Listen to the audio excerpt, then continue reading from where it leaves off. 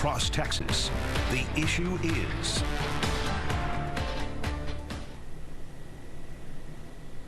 I'm Stephen Dial from Dallas. I'm Rudy Koski in Austin. And I'm Greg Grugan from Houston, and this is Texas, the issue is. After an historic two-week trial, the Republican-dominated Texas Senate acquitted Attorney General Ken Paxton on 16 separate articles of impeachment.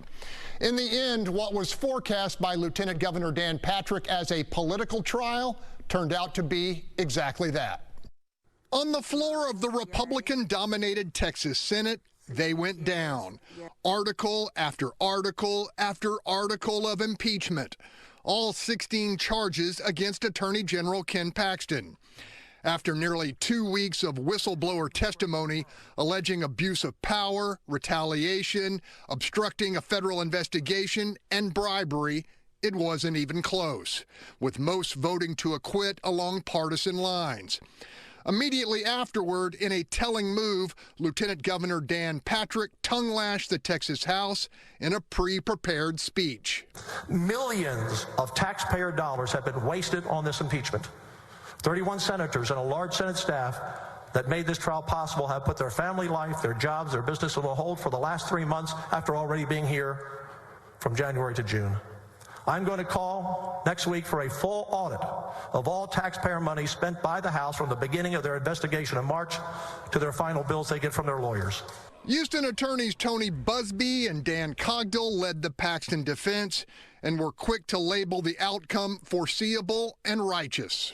We are proud of the case we put on. We should not have had to prove our innocence, but that's what we did. Do y'all have any concern that this will have a chilling effect on future whistleblowers?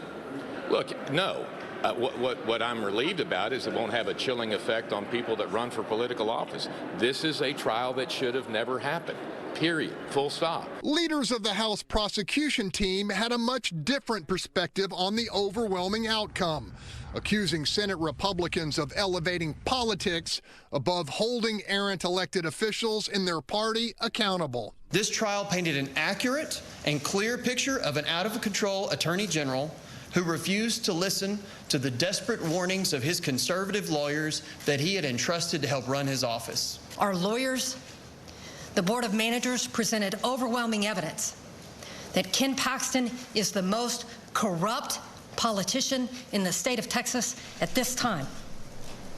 And the Republicans in the Texas Senate just returned him to the office of top cop. My word for what unfolded is cynical. Rudy, lay it on me. I'm going to quote Tony Busby and say, hogwash. All right, Stephen, how about you? It's abbreviated. No, it's hyphenated. No coincidence. All right, the Fox Texas Trio has a lot to discuss after this short break.